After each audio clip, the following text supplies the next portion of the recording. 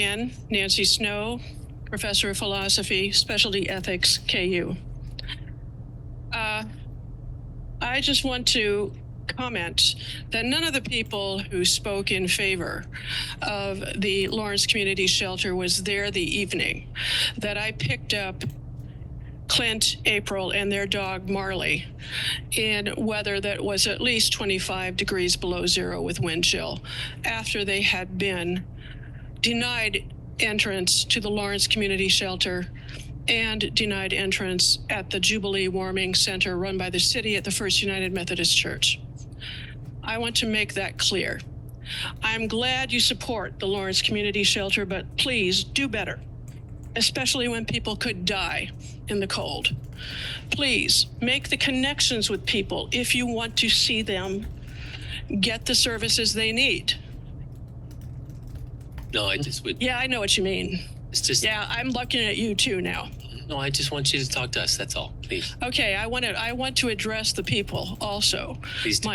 If I may. May. Thank you, but I can't turn around. I prefer if you would address us since you're supposed to be talking to us this evening. Okay, let me also say that I think you have to do better. You have to do better. I cannot make sense of this plan that the city supposedly has to end homelessness in this town. I simply cannot make sense of it. Is a place for everyone supposed to include blankets near a dumpster at 9th and Massachusetts? Was that their place? Was that what you meant? Is that what you are funding? I knew it was a foregone conclusion that you would vote in favor of funding for the Lawrence Community Shelter. I know it's a foregone conclusion that there will be no oversight of what goes on there. And yet I continue to speak.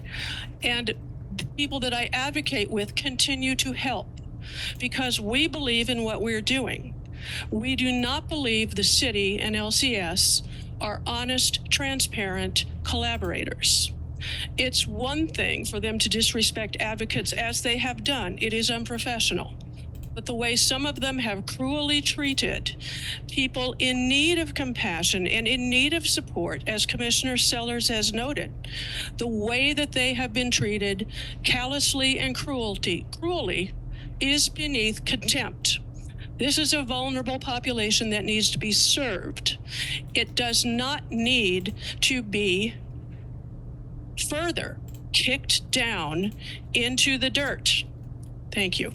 Thank you, Nancy.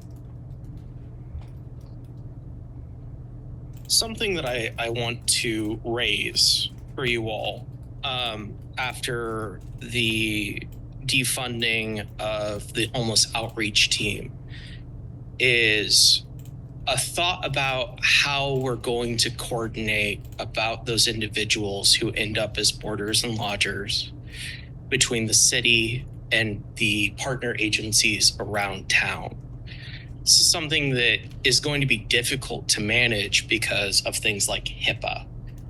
Oftentimes, homeless outreach would already have a lot of the referrals they needed in order to coordinate with partners. And that's not going to be the case now. And so if there's something that comes up, we're going to have to kind of almost preemptively figure that out. There's a lot of situations where, people are out there, they are in terrible conditions and they're not going to want to go to the shelter for a variety of reasons. The shelter is your last resort. It isn't where you go first. Where you go first is sometimes your friends, your family, et cetera, and you wear that out until you got nothing left. And sometimes that puts them in a bad way because most leases do not allow you to have somebody there for X amount of time. And if you're past X amount of time, well, guess what? It's now on the resident of that place to evict them. It's not the landlord anymore. It's the person living there. And so one of the ways that we can support our community members and their housing and to make certain they stay housed is to make certain that we're able to coordinate together. That and as well, the people in the community who are going out there to help individuals, to fill in the gaps that not every agency can meet because there's not enough funding, there's not enough support. That's a fact of our system, and it's a fact of our reality right now. We can always do better for everybody. And I think that you guys are working to try to get there, but we're not there yet, and we're far away from it. So I encourage you all to think about how to help make that coordination possible when we've got, say, a social worker or a case manager or whoever finding out, hey, somebody's got boarders and lodgers. And how do we wrap in the city's workers to help come in and support those individuals to find more appropriate services and shelter? Thank you. Thank you.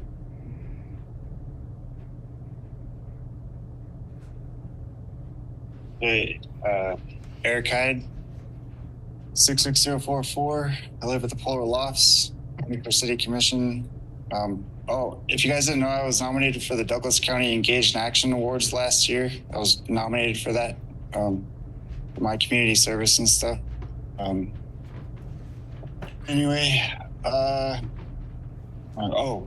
Commissioner Littlejohn, thank you for acknowledging the effort for Haskell and stuff like that.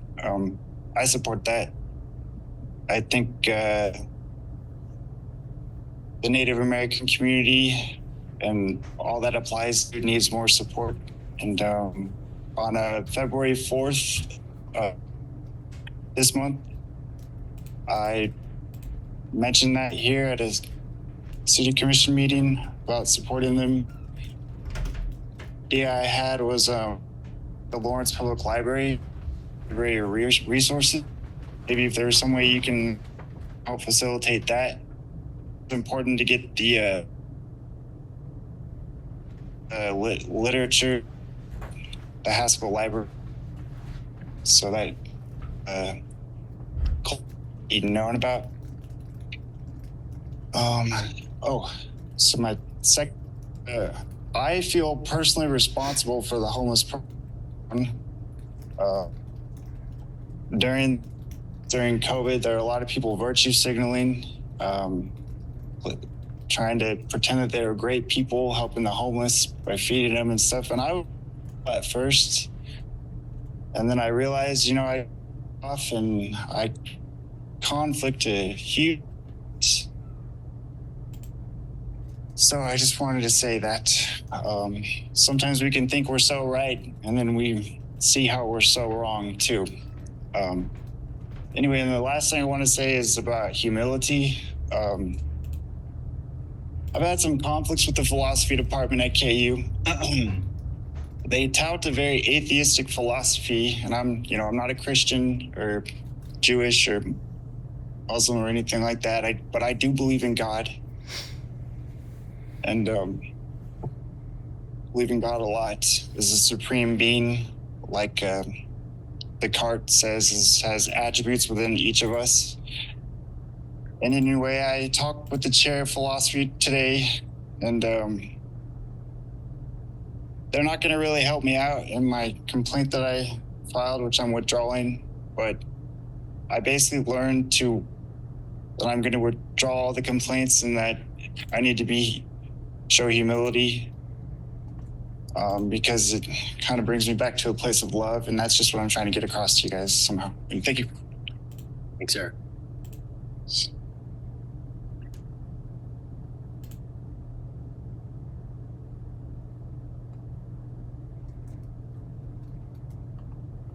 One of the things that I'm in this room to do is call out the hypocrisy and the double standards. So I'm going to do that. When Nancy was up here talking, Amber had to busy herself doing something else. And she stayed focused on that with that little book there, writing things.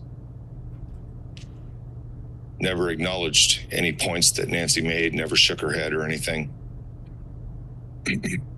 But as soon as somebody else came up here, that distracted her from her book. She was able to pay attention to that person. As a fucking commissioner, you're supposed to pay attention to all of us. Shut up. Please, Michael. Would you stop the disruption or throw him out? Please don't interrupt the speaker. Thank you. So just because profanity is an issue for somebody, I'll say it again. Would you fucking pay attention to the speakers? We come up here to try to tell you some of the problems in the city, but all you do is try to educate. It's fucking insulting that you try to educate people that are on the streets, Miss Sellers. We're out there on the streets in 10 below, 15 below temperatures, while you're cozying it up, watching your stuff from Topeka and staying up on legislative priorities so you can come in here and give a 15-minute seminar. The public don't need to be educated by you. Other people in this room need to be careful where they aim their barbs. I generally stay focused on the current commission. I'll start focusing on fucking candidates if they don't keep their damn mouth shut. I don't have anything else to say. The last thing I'll say is, yeah, actually, I do have a little bit more. Talk to your police officers out here a little bit ago. Ask them a basic question. Why can't, when they see something going wrong, why can't they step in? Isn't their duty to intervene? You can't have a legitimate conversation with police. Finally learned that. Just like there's very few of you that you can have a legitimate conversation with. So, the silence.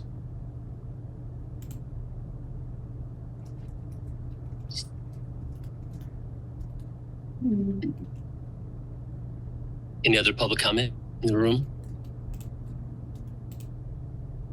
Okay, anything online? Yes. In there.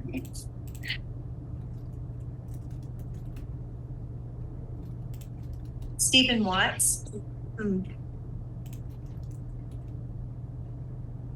Hi. Hopefully you're receiving. I'm just reporting, it appears that there could be a storm on the horizon. Watts, but we're having issues with video. I've had some issues tonight. Does it help if you're willing to turn your camera off? We can at least comment. Is that better? Yes. Yes. Yeah, we can hear you. Yeah. Oh, Yes, sir. okay. Yeah, just got to get reoriented electronically, you know, all that good stuff. But yeah, I'm just reporting in to say that there could be a potential storm on the horizon with respect to another coffin nail into the homeless issue, and that is that 2 days ago it was announced on an internet message board that the Lawrence interdenominational nutritional kitchen is now being saddled. Here, I'll just read it to you. I received a call from a board member of Link. The Christian church is raising their rent $1,000, and they are looking to have folks come Sunday afternoon, that would have been 2 days ago, at 3 to the Link site to discuss. The impact Link has made on the community for the last 40 years is beyond measure. All board members are volunteers and they don't really have a budget, so this is not feasible for them to do, et cetera, et cetera, et cetera. It would create so many more problems if Link can't serve their lunches. In my estimation, I mean, or is that part of the plan?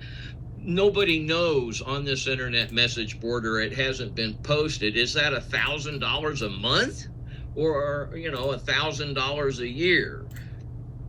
And I don't know. I'm just reporting raw data from the field. Maybe some of you already knew about it, but if it's true, it's just something else to have a party with. Thank you. Stephen?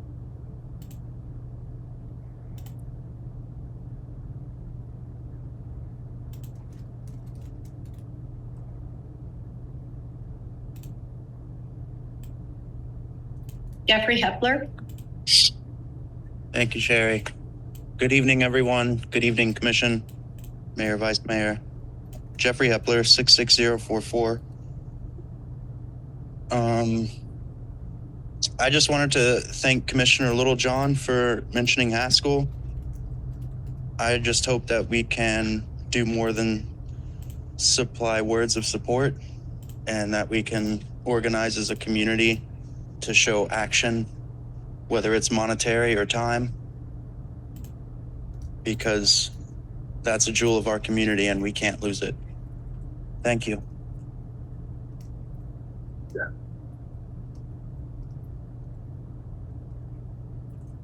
One more.